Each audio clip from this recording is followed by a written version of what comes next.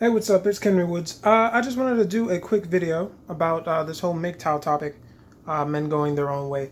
I've been getting approached, or rather commented on, in my personal life quite a bit lately. I've been trying to have these conversations, and it never seems to be an active dialogue. It's always something that people have really strong feelings about, and I don't really understand where they come from. But then again, I don't view MGTOW so much as a community, but more so as a philosophy.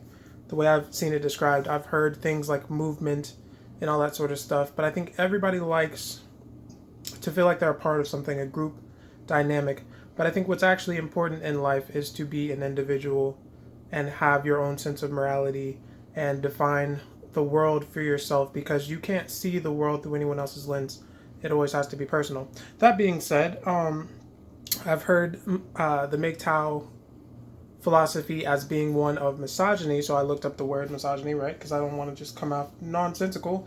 But what I saw was from dictionary.com and so on and so forth was hatred, dislike, mistrust of women, or prejudice against women. So I was like, okay, prejudice. We'll see. What does prejudice mean? Prejudice means an unfavorable opinion or feeling formed beforehand or without knowledge.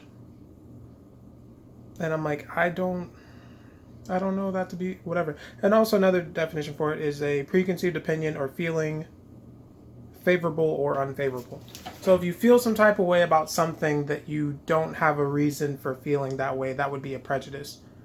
And I don't think, by that definition, that MGTOW would fall into that lane of life. I do understand there are many men who are upset at the treatment they have received from women in their lives, and that has left them in a state of butthurt. But from what I've heard in this red pill mentality, is that that's part of the stages. It's supposed to work its way through, because we as men in society are programmed to think and behave a certain type of way, which is actually more so of worship to women.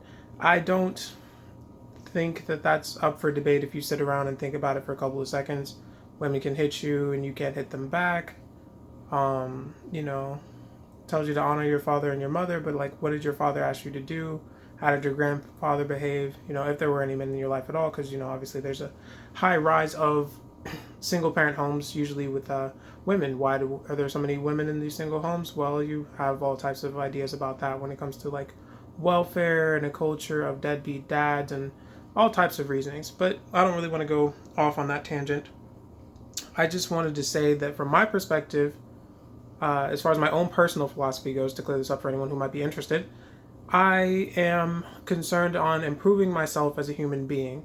That means, my body, my mentality, my spirituality, and gaining levels of emotional stability, we'll say.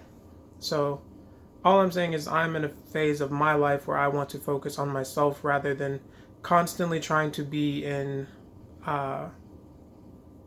romantic relationships with women, because, well, one, I'm heterosexual, and two, I feel like that's the societal norm that I see. So I'm just trying to not necessarily avoid it at all costs, but understand the ups and the downsides of that as it plays out in regular life. I don't want this video to be too long, but I would say that women are not my enemies, and that self-improvement is the key to my mentality. If you have any questions or concerns, feel free to leave a comment.